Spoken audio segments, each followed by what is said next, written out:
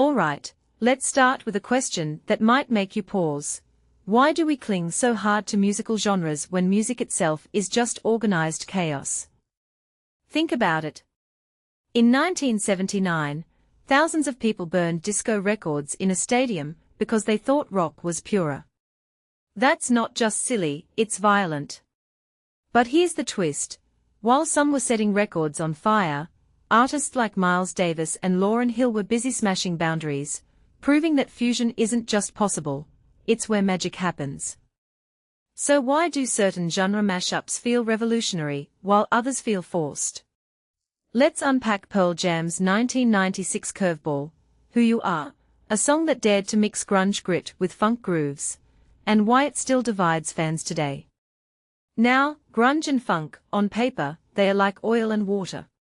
Grunge is all raw angst, flannel shirts, and existential despair. Funk's about groove, tightness, and making your body move. But Pearl Jam, at a career crossroads after their explosive debut, decided to play matchmaker. Enter Jack Irons, their new drummer, who brought a jam band spontaneity to the studio. The track started as a happy accident. Irons laid down a funky beat, Stone Gossard noodled over it, and Eddie Vedder just went with it. No overthinking. No safety net. And here's where it gets wild, they added an electric sitar. A sitar. Suddenly, this grunge band from Seattle sounds like they are channeling 60s psychedelia meets Parliament Funkadelic. Why? Because they could. Because art should be messy. Let me stop here and say, this song isn't just a genre experiment. It's a manifesto. Vedder called it a spiritual awakening, which sounds dramatic until you realize he's right. By letting go of control, of that brooding, serious grunge ethos, they tapped into something freer. Funk's all about rhythm, right? It's communal. It's danceable. And here's Pearl Jam, a band synonymous with angsty alienation, making music that makes you move.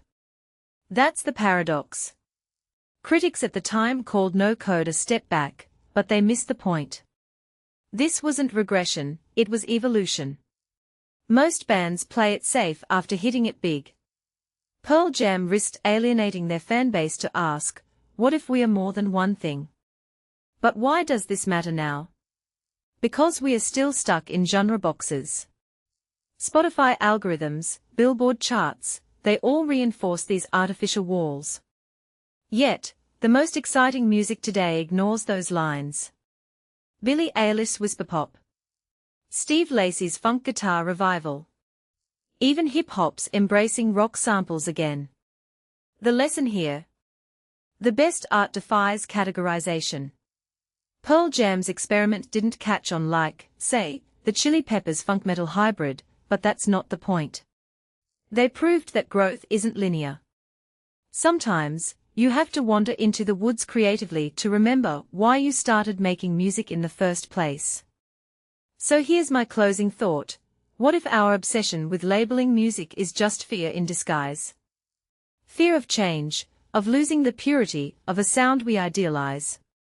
But Pearl Jam's messy, sitar-laced detour reminds us that creativity thrives when we are brave enough to say, why not? Maybe the real crime isn't burning disco records, it's playing it safe. What do you think?